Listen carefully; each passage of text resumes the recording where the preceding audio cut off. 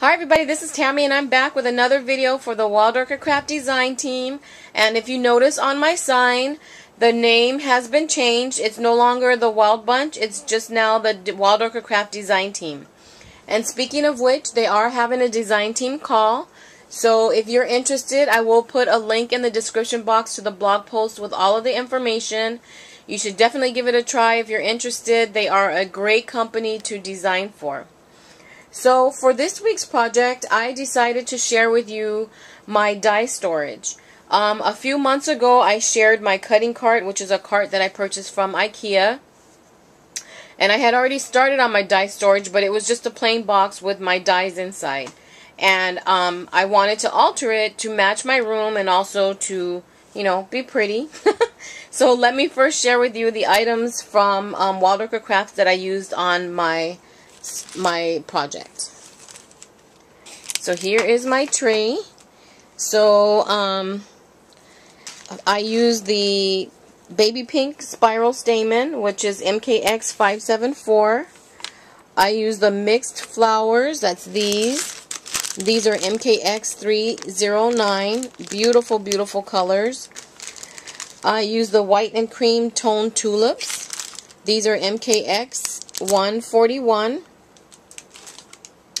I use the white azalea fabric flowers. These are so gorgeous. And these are MKX-288. I also use the white heather stems. And that's these. These are so cute. And these are MKX-379. I use the mixed color summer blooms. MKX-159. I use some of the baby pink sweetheart blossoms. Love, love, love. These are so cute. MKX-347. I use some of the Ivory Tuscany Rosebuds. And these are MKX-627. I use some of the flat lace. And this is MKX-421. And I'll definitely point out the laces on my project. I also use some of the Guipure lace. And this one is MKX-210, and I did cut it up, so you'll see pieces of it on my project. I also use this lace here, this Guipure lace, MKX-272. I use some of the Siam pink seam binding, and also some of the flatback pearls in a gold circle, MKX-365. And I use some of the mixed leaves, MKX-435. And then I also use some of the open roses from the mixed pink flowers and rhinestone embellishment starter pack, MKX-327. So let me move this aside and then I will share with you my project. I love it. I've been storing my dies. This is a storage for my flat dies. So I've been storing them this way for a little while. But I just wanted to put them out on my cutting cart, and I also wanted to change them up just a little bit, make it a little bit more decorative. So here is my die storage box. I absolutely love it. I think it's so beautiful. This is one of those crates from Michael's. Let me zoom out a little bit. This is one of those wood crates from Michael's. I received this in a swap with Nicole, who is Sweet Lady 1 here on YouTube. Hi, Nicole. So I just love, love, love the way that this turned out. Really beautiful. I used some really beautiful paper, digital paper that was gifted to me from my friend Louisa. And just a ton of Wild Orchid Craft products and also some Mod Podge melts that I made with the Mod Podge and some different molds. So inside the box, I'll start with that and then I'll go over what's all on the outside. Inside the box, this is how I store my dies. So I have a little folder. I found this folder template online and I got it. I sized it down to fit the size of the box. I printed the template of the file folder on one side, and then I turned it over and printed the digital paper. And then to hold the dies, I use this Save the Date. It's a Gartner Studios magnetic printable like invitation or save the date card. These are at Michael's for $9.99, and the first time I got a pack, I scored because I got a pack for $2.50 out of the as-is bin at Michael's, and it was only missing one. And there's 30 pieces in here. So I used all of those, and then I went back, and luckily they still had them. And they're normally $9.99. I used a 50% off coupon, and I got this pack. So this is the size of the save the date card. So it fits perfectly inside the little folder. And then on the folder, I have the dies. So it's magnetic, so the dies stick to it perfectly. And then on the back, I like to keep part of my packaging. So this tells me the manufacturer, the item number. It shows me a picture of the die cuts, and then it also tells me the name of the dies. So I can just, you know, pull out a little envelope with the dies that I want, use that on my cutting card, and then put it back. So love these. There's some you'll see that don't have names yet. I'm still putting them in there, and I still need to write the names. I'm going to either write the names or print them out. So just love, love, love the way that is. And then I created some tags or placeholders, and I got this idea from work because they use this when they pull charts.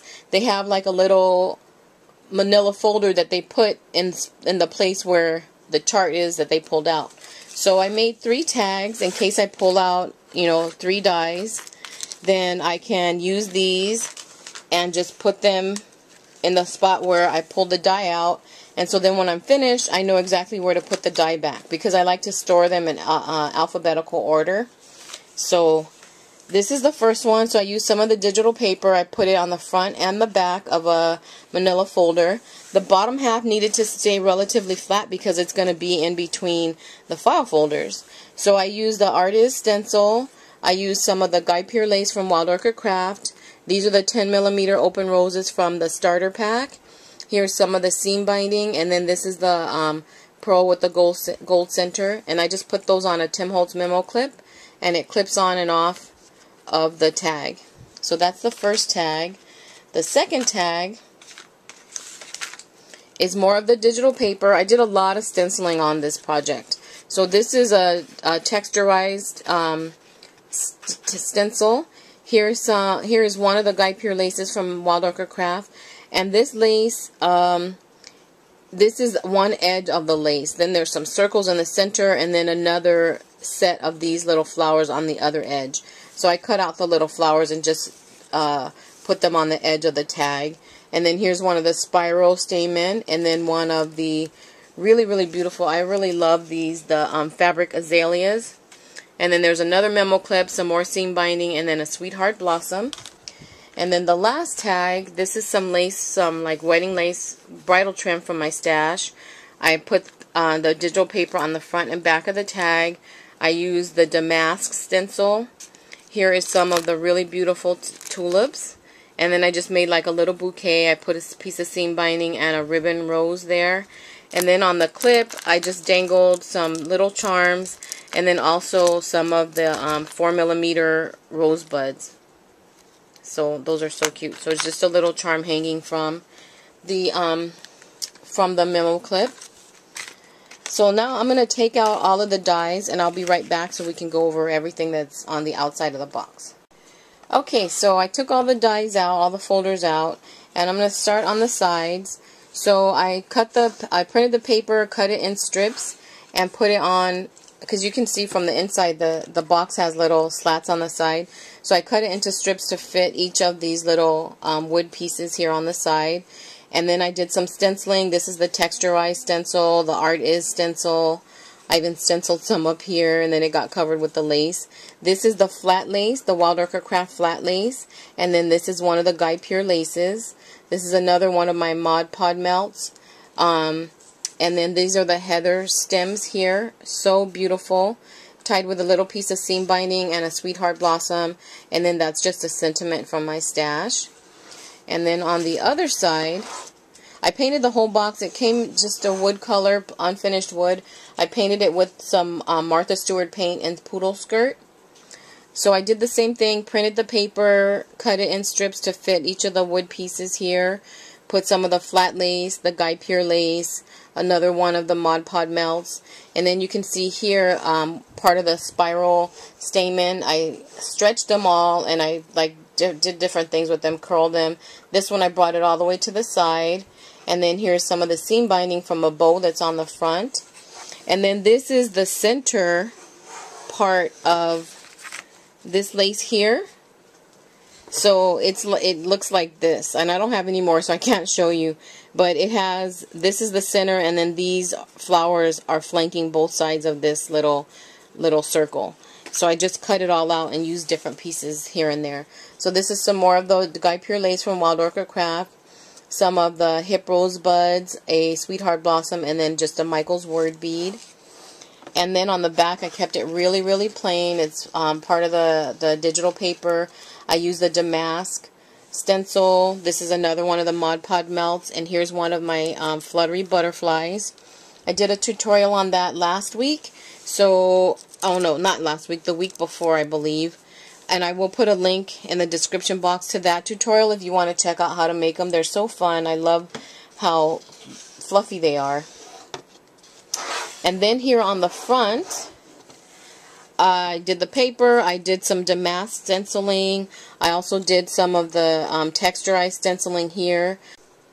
I created this little vine here with some of the light pink, the light green and baby pink rose leaves that came out of the starter pack. Love those, so I just twisted them together to create this cute little vine, and then I dotted on some of the sweetheart blossoms along that little vine and just draped it across the top, the front, and then this side of the box.